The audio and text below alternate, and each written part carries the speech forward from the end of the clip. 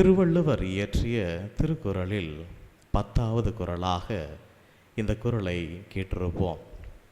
பிறவி பெருங்கிடல் நீந்துவர் நீந்தார் இறைவனடி சேராதார்.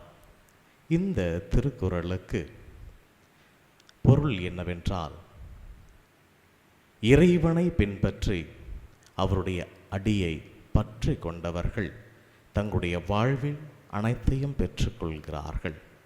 வாழ்வில் நிலையான கொடையை பெற்றுக்கொள்கிறார்கள். வாழ்வின் முக்கியத்தை பெற்றுக்கொள்கிறார்கள். வாழ்வின் உச்சத்தை அடைந்து கொள்கிறார்கள். ஏன், இறைவனையே பற்றி பிடித்து கொள்கிறார்கள். இறைவனை விட்டு ஒருபோதும் அகழ்வதில்லை. அன்புக்குரியவர்களே, இதைத்தான் இன்று நம்முடைய இறைமகன் நம்மிடம் உரைக்கிறார். என் தந்தை வாழும் இடத்தில் பல உறைவிடங்கள் உண்டு, உங்களுக்காக இடம் ஏற்பாடு செய்ய போகிறேன். நம்முடைய இறைமகன் நமக்காக இடம் ஏற்பாடு செய்திருக்கும் பொழுது நாம் எப்படி அதை அடையாமல் இருப்போம்?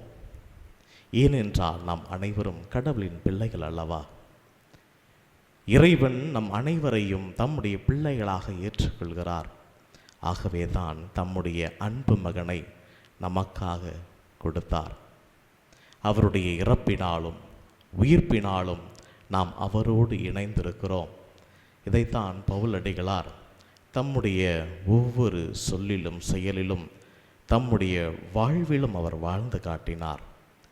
எனக்கு இறப்பு என்பது கிறிஸ்துவுக்கு மிக நெருக்கமாக இருக்கக்கூடிய ஒரு ஆதாயமாக அவர் கருதினார். அன்புக்குரியவர்களே, ஸ்தோவாவின் இறப்பினால் தம்முடைய நம்பிக்கையில் தளர்ந்து போன அந்த நம்பிக்கையாளர்களை ஊக்கப்படுத்த பவுல் அவர்களை தேடி சென்றார். அந்த அந்தியோக்கியா மக்கள் இவர்களை, சீடர்களை, அவர்கள் கிறிஸ்தவர்கள், முதலாக அவர்கள் கிறிஸ்தவர்கள் என பெயர் பெற்றார்கள். அதுபோல நீங்களும் நானும் உண்மையிலும் நீதியிலும் வாழும் பொழுது அவர்கள் கிறிஸ்தவர்கள் என அழைக்கப்படுவோம்.